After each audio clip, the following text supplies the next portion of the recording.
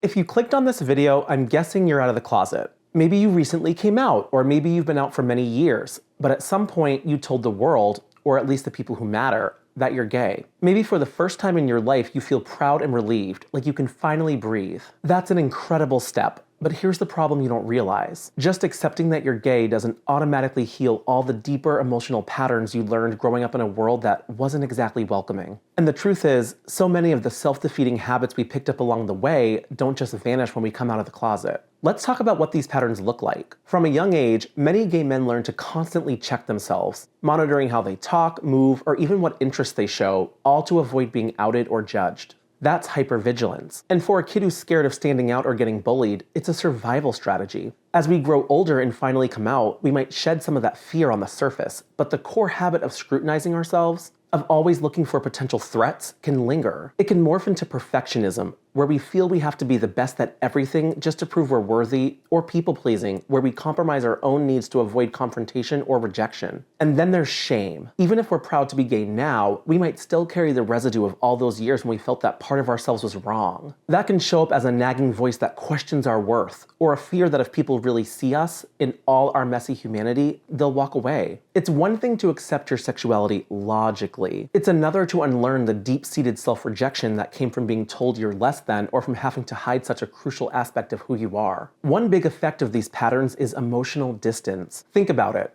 If you spent years protecting yourself from harsh words, bullying, or family disappointment, you got really good at building walls. So maybe now, when a relationship gets too close, or a friend wants to see your vulnerable side, your reflex is to push them away or sabotage the connection. You might want love, but a part of you is still bracing for rejection. It's easy to dismiss that as commitment issues, or I'm just not the emotional type. But often it's a leftover defense mechanism from a time when being open was downright scary. Coming out solves a very real external problem. You're no longer hiding who you're attracted to, but it doesn't automatically solve the internal struggles. You might still judge yourself harshly, still feel hyper-conscious about how you appear to others, and still assume people won't accept you unless you're perfect. These issues can spill over into your work, your friendships, and your mental health. You might become the overachiever who never rests because you're running from a sense of unworthiness, or the social chameleon who's terrified of ever rocking the boat. So, how do we move forward? The first step is simply recognizing that these self-defeating patterns exist. Acknowledge that they once served a purpose. They kept you safe in a world that felt dangerous. But just because they helped you survive before doesn't mean they're helping you thrive now. Sometimes we cling to old coping mechanisms long after they've outlived their usefulness. It's like still wearing a coat indoors because it used to be cold outside.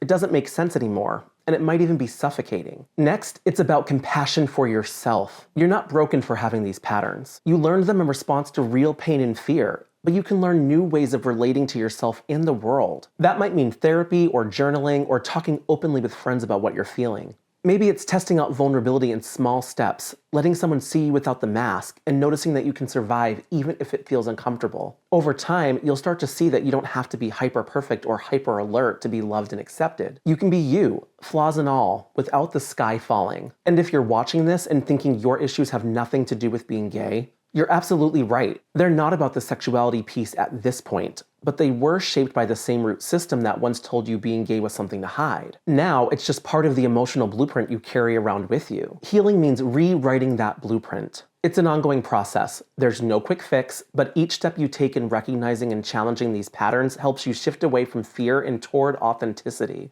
So if you've come out and you're wondering why you still feel anxious, self-critical, or like you're never enough, it doesn't mean you failed at acceptance. It just means that acceptance was the first step. There's deeper work to be done around self-compassion, trust, and letting go of old protective shields that no longer serve you. And that work can be hard, but it's also freeing, because once you realize you don't have to carry the weight of those past survival tactics, you'll start living more fully in the present and loving yourself in a way that goes beyond just acknowledging your sexuality. It's about embracing every part of who you are, without the barriers you built so long ago. Thanks for listening, and I hope this helps you see that coming out is a milestone, but not the finish line. If you've been grappling with any of these lingering habits or fears, feel free to share your thoughts in the comments. We're all on this journey together, learning to shed what no longer serves us and stepping into who we truly are, fully, unapologetically, and with a lot more self-love. If you got something out of this video, please consider subscribing. I'm still a small channel, and honestly, the fact that anyone would take the time to watch my videos blows me away. It really means so much to me, and your support helps me keep going and keep creating.